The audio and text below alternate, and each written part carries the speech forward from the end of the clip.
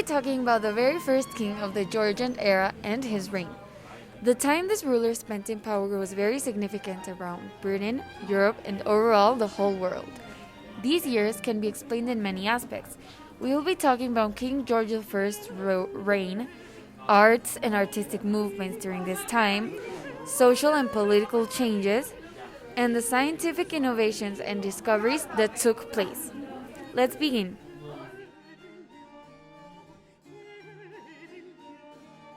George I was the second king of Great Britain. He was a founding member of the House of Hanover. He was the Duke of Hanover and an elector in the Holy Roman Empire. These titles were eventually lost.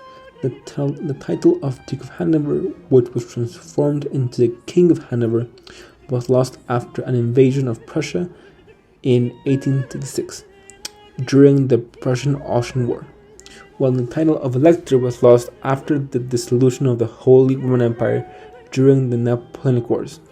George was born in Hanover in 1660. His mother was a granddaughter of James IV and first King of Scotland and England. During the Spanish War of Succession, George was given the rank of Field Marshal. Although he did not achieve any great victories, the Imperial Diet voted to officially elect him as an Imperial Prince Elector, which was an incredibly prestigious title in the Holy Roman Empire. In 1707, the Acts of Union were passed by the Parliament of Scotland, which at the time was known as the Estates, and the Parliament of England, creating the Kingdom of Great Britain and Ireland. The unification was not pursued because of the failure of the Darwin scheme, which costs 20% of Scotland's liquid assets. One of the clauses in the Acts of Union was that England would pay around £150,000, which is £36 million modern day pounds. Queen Anne, who died in 1714, was a Catholic. The Parliament of England voted to enact the Act of Settlement, which prohibited the King of England to be a Catholic. The Parliament ignored 56 superior Catholic claims.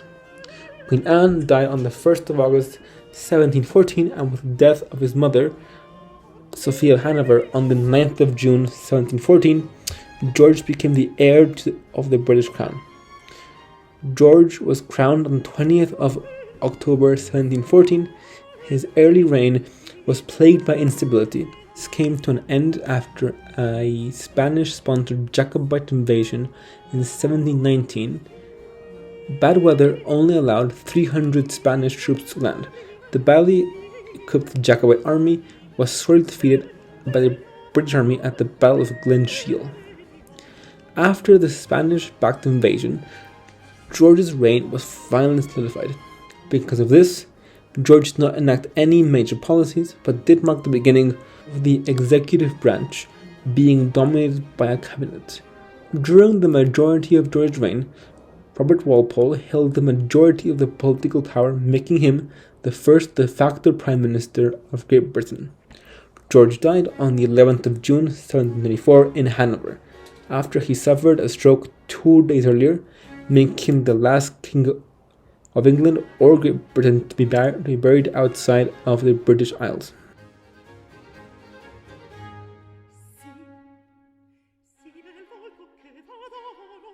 The artistic movement that characterized that period during the George I reign was Romanticism. This movement can be defined as a defiance in the ideas of rational thought and scientific explanations that the Enlightenment had previously presented, giving way to an exploration in imagination and encountering emotions.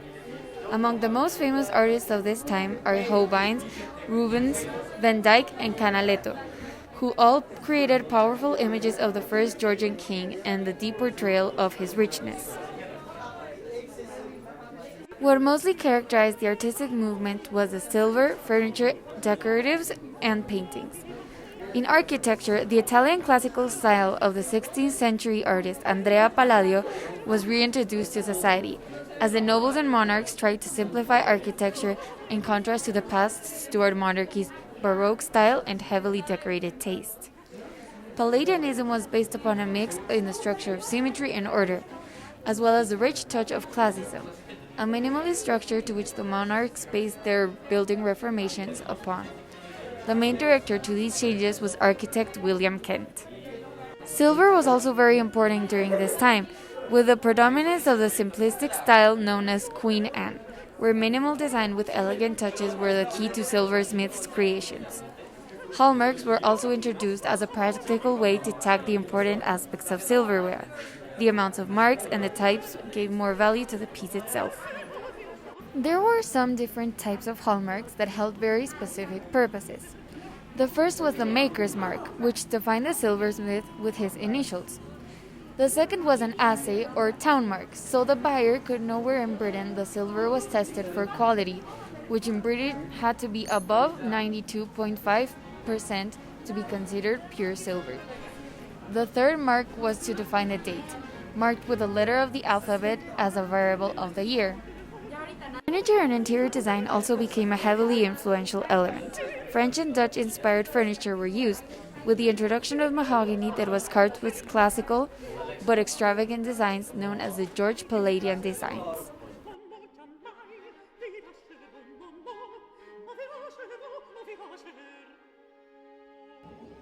During the War of Spanish Succession, George I fought against the French. England's Whig politicians began to court in favor, and when George's mother died, he became heir to the throne. Furthermore, Queen Anne died, and the Whigs urged him to power. This was the start of his reign.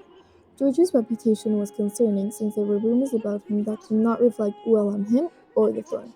However, he attempted to follow through with his obligations and duties as he met with key ministers in private, trying to communicate with them through the French language as he did not speak English. In 1717 throughout 1718, he was able to form an alliance with France. Nonetheless, he frequently found it difficult to get his way in domestic politics, where he had to cope with strong-willed ministers. The South Sea Company went bankrupt shortly after this party was reunited with George in 1720. The resulting controversy revealed that George and his mistresses had participated in dubious South Sea Company dealings, but Walpole's ability in dealing with the House of Commons protected the monarch from humiliation. As a result, George was obligated to delegate authority in the cabinet to Walpole and Townshend. They drove away numerous of the king's allies, and by 1724, George had come to rely entirely on their judgment.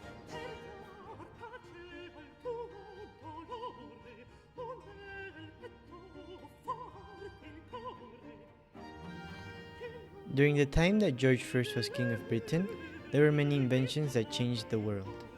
In the early 1700s, Bartolomeo Cristofori invented the piano. His original design was named the pianoforte, and it didn't really become popular until 50 years later. But once it did catch on, it became one of the most iconic and popular instruments of all time. It is now found all around the world and played in almost every band or musical. In 1711, John Shore invented the tuning fork. The tuning fork is a two-pronged fork used to tune musical instruments, and it is still being used today. 1 year later, in 1712, Thomas Newcomen built the first commercial steam engine to pump water out of mines. This design was called the atmospheric engine, and it used a system that eliminated the need for accumulated steam pressure, which was an issue in the previous design that caused many explosions. This engine later became a vital part of the first industrial revolution. In 1717, Benjamin Franklin invented the swimming fins. The first swimming fins were made out of wood and were worn on the hands. They were shaped like lily pads, and they were 10 inches long and 6 inches wide. Swimming fins are a product that is still being used today by many swimmers. In 1724, Gabriel Fahrenheit invented the first mercury thermometer. This type of thermometer is still being used today in many industries all around the world. And just as a fun fact, the unit of measurement for temperature called Fahrenheit was also named after him. Finally, in 1733, John Kay invented the flying shuttle. This product was a great step towards automatic weaving, which is basically a method to produce textiles. It also took a big part of the Industrial Revolution. To conclude this very important topic, the first king of the Georgian era had a very strong influence not only in England, but in all of Europe. The arts and sciences had great advances and twisting innovations that had trended some time earlier. Even though the king himself didn't create many major changes in political structure of Britain during his reign, the time he spent as king was significant for the Whig family and the history of Britain overall.